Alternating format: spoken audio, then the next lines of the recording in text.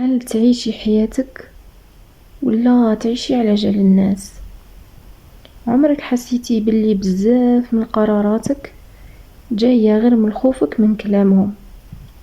مرحبا بك في بودكاست أنت أولا. اليوم راح نحكيو على موضوع يعيشوه بزاف ناس، وهو علاش نهتمو برأي الناس، والأهم كيفاش نتحرو منه.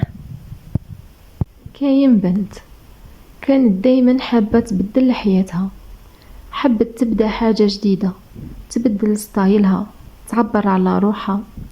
بصح كل مرة يجيها نفس السؤال: واش راح يقولوا الناس؟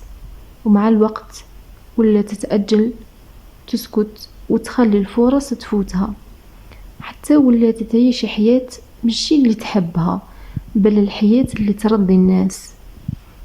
وفي لحظة حست باللي راهي ضايعة، مش لأنها ما تعرفش واش تحب، بل لأنها طول الوقت كانت تسمع للناس أكثر من نفسها.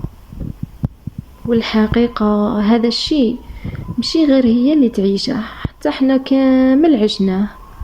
من صغرنا تعلمنا حاجة: إذا الناس قبلونا نحسوا بالأمان، وإذا رفضونا نحسوا بالخطر. لهذا كي واحد ينتقدك تحسيهاش غير كلمة، تحسيها تمسك من الداخل.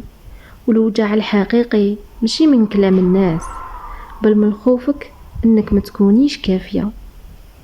وهنا نطيحوا في الفخ، نبدلوا رواحنا باش نرضيو الناس وننساو واش حابين احنا.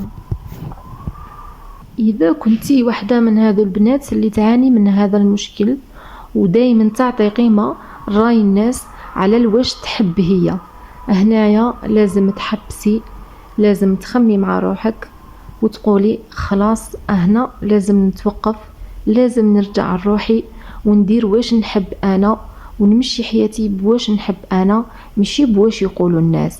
وباش تديري كامل هذا الشيء كاين مجموعة من الخطوات ولا تمارين رايحة تبداي بهم، اللي رايحة تخليك تتخلصي من ذا الشيء وتزيد لك ثقة في النفس تاعك. حاجة الأولى: سألي روحك، لو كان حتى واحد ما راهو يشوف فيا واش رايحة نختار؟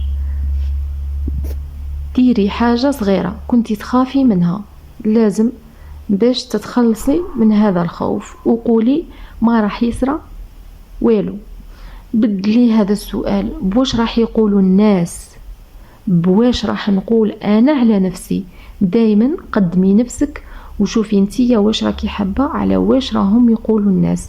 اراء الناس وشي اللي يقولوها الناس ما تخليهش يخليك تعيشي حياتك على جالهم، وانما دايما نرجعي لروحك، قولي انا واش راني حابه ندير، نفسي واش راهي حابه، انا لوين راني باغيه نوصل.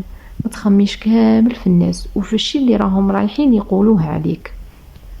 كي تبدلي تفكيرك راح تكتشفي باللي الحرية ما كانتش بعيدة عليك، كنتي غير تعطي قيمة كبيرة لرأي الناس. أصعب حاجة هي أنك تعيشي حياتك بعقل الناس وعلى جال الناس، وأجمل حاجة هي كي ترجعي لنفسك. مش لازم الناس يفهموك، مش لازم يوافقوك، ومش لازم ترضي كامل الناس. المهم ما تخسريش روحك، وتذكري ديما أنت أولا.